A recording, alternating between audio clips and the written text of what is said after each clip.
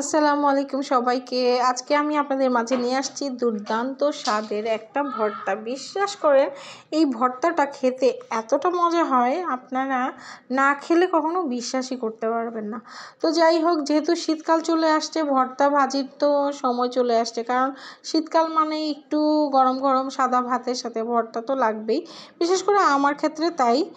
তো এই ভর্তাটার জন্য যা যা কাটাকুটি করার আছে সেগুলো আমি কেটে নিচ্ছি। এখানে পেঁয়াজ কুচি, তারপর কাঁচামরিচ কুচি, তারপরে হচ্ছে আপনার ধনেপাতা, টমেটো সবগুলি কাটাকুটি করে নিয়েছি। আর এইদিকে আমি পেঁয়াজগুলোকে কাটা শেষ করে আমি চলে যাব হচ্ছে আরও একটা ইনগ্রিডিয়েন্টস যেটা খুবই ইম্পর্ট্যান্ট এই ভর্তার ক্ষেত্রে, সেটা হচ্ছে আদা। তো আদাটাকে কুচি করে নিচ্ছি, দেখতেই পাচ্ছেন। বিশ্বাস করেন আজকে ভয়েস ওভার দেওয়ার সময় আমার যে কতবার সময় লেগেছে কি বলবো। মাঝে মাঝে তো মানে ইচ্ছাই করে না ভিডিও করতে, তারপরেও ভিডিও করতে হয়, কিছুই করার নাই। আসলে এমন একটা প্ল্যাটফর্মে কাজ করি, ভিডিও না দিলে তো রিচ এমনিতেই অলরেডি ডাউন, আর কি বলবো। তো যাই হোক, এটা হচ্ছে গতকালকের বেঁচে যাওয়া ফিশ। ওই মাছগুলোকে আমি জাস্ট কাঁটাটাকে ছাড়িয়ে নিচ্ছি।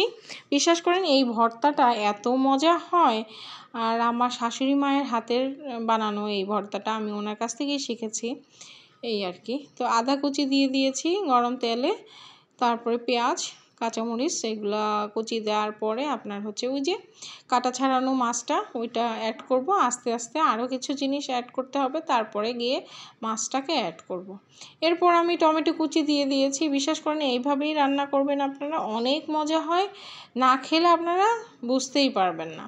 টমেটোটা যখন সতে হয়ে আসছে, আমি পরিমাণ মতো লবণ, হলুদ, ধনিয়া এবং মরিচ ফাঁকি দিয়ে দিয়েছি খুবই সামান্য পরিমাণে। এ পর্যায়ে আমি ওই যে বেছে রাখা মাছগুলো সেটা দিয়ে দিয়েছি, কাটা বাছা মাছ।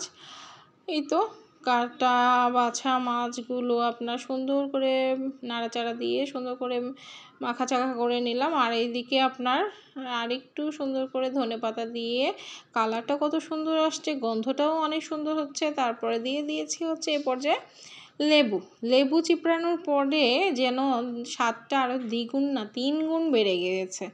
তারপর এই তো সরিষার তেলটা দেওয়ার পরে আপনার একটু মাখাচাখা করে নিয়ে সুন্দর করে গোল গোল শেপ দিয়ে নিচ্ছি। যার যার মতো করে এই ভর্তাটা এখন খেয়ে নেবে সবাই সাদা গরম ভাতের সাথে। আসলে শীতের দিন না, মানে গরম গরম ভাত, ভর্তা, ভাজি, মাছ বোনা বা এই ধরনের খাবারই আমার খুব বেশি পছন্দ হয় আর কি। তো যাই হোক, আজকের ভিডিওটা যদি তোমাদের ভালো লাগে বা আপনাদের ভালো লাগে, অবশ্যই লাইক কমেন্ট শেয়ার দিয়ে পাশে থাকবেন। আর অবশ্যই আপনারা যদি এরকম সুন্দর সুন্দর সিম্পল কিছু রেসিপি চান, আমার সাথে থাকেন, জগা খিচুড়ি পেজটা অবশ্যই ফলো দিয়ে সাথেই থাকবেন। আল্লাহ হাফেজ।